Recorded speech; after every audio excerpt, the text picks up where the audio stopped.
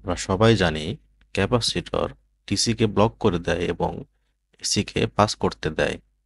আজকের ভিডিওতে আমরা জানব কিভাবে ক্যাপাসিটর ডিসিকে ব্লক করে এবং এসিকে পাস করে। ক্যাপাসিটর দেখতে যেমনি হোক, মূলত দুইটি প্লেট থাকে। দুইটি প্লেট যার একটি পজিটিভ টার্মিনাল এবং একটি নেগেটিভ টার্মিনালে সংযুক্ত করা হয় এবং প্লেট দুটির মাঝখানে থাকে ডাইইলেকট্রিক মেটেরিয়াল। ক্যাপাসিটর ইলেকট্রোস্ট্যাটিক ফিল্ডের মাধ্যমে তার ভিতরে এনার্জি স্টোর করে।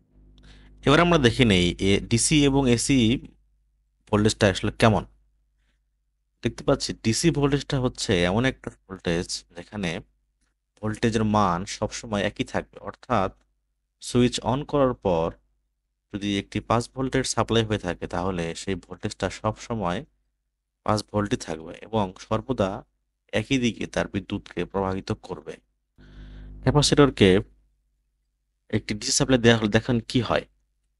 ডিসি সাপ্লাই দেওয়া হলে ডিসির পজিটিভ প্লেট যখন ক্যাপাসিটরের পজিটিভ টার্মিনালে সংযুক্ত হবে, তখন ক্যাপাসিটরের পজিটিভ প্লেটে থাকা সমগ্র নেগেটিভ চার্জকে সে আকর্ষণ করবে এবং নিজের ভেতরে নিয়ে আসবে।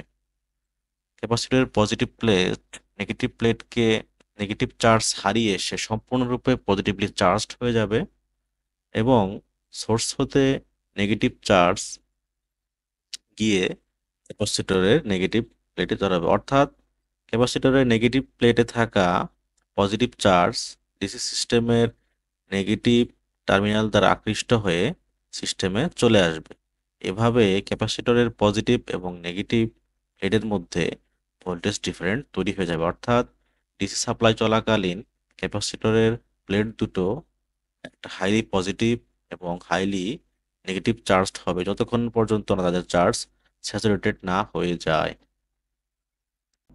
ক্যাপাসিটরের চার্জ যখন স্যাচুরেটেড হয়ে যাবে, এরপরে আর ক্যাপাসিটরের মধ্য দিয়ে কারেন্ট প্রবাহিত হবে না, কারণ ক্যাপাসিটরের পজিটিভ এবং নেগেটিভ প্লেট ডিসি সাপ্লাইয়ের যে ভোল্টেজ তার সমান সমান চার্জ হয়ে গিয়েছে।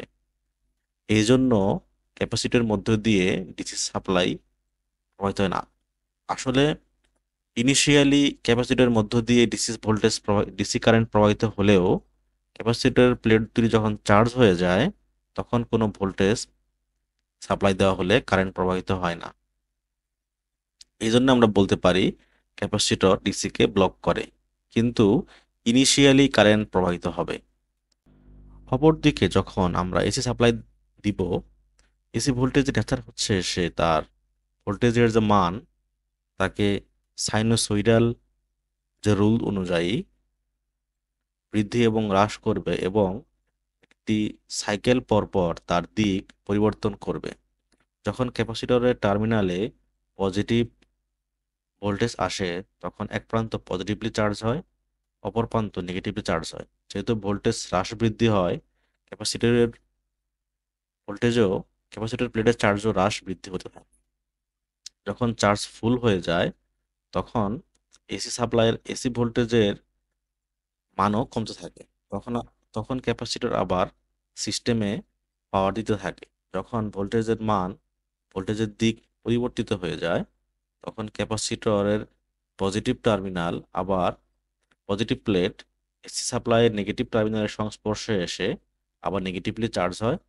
ক্যাপাসিটরের নেগেটিভ প্লেট এসি সাপ্লাইয়ের পজিটিভ টার্মিনালের সংস্পর্শে এসে পজিটিভলি চার্জ হয়, অর্থাৎ ক্যাপাসিটরের টার্মিনালগুলো নিয়মিত বিরতিতে এসি সিস্টেমের সাইকেলিক পরপর তাদের ভোল্টেজের ডিরেকশন পরিবর্তন করে এবং ক্রমাগত সিস্টেম থেকে কারেন্ট গ্রহণ করতে থাকে। এজন্য বলা হয় এসি সিস্টেমে এসি সিস্টেমকে ক্যাপাসিটর পাস করতে দেয়। আসলে হচ্ছে যেহেতু এসি সাপ্লাই তার মান এবং দিক পরিবর্তন করে, তাই ক্যাপাসিটরের যে দুটি প্লেট রয়েছে সেই প্লেটে চার্জ কখনোই স্যাচুরেশন হয়ে যায় না। নিয়মিত বিরতিতে তারা চার্জ এবং ডিসচার্জ হতে থাকে। সেজন্যই আমরা বলতে পারি ক্যাপাসিটর এসিকে পাস করতে দেয়।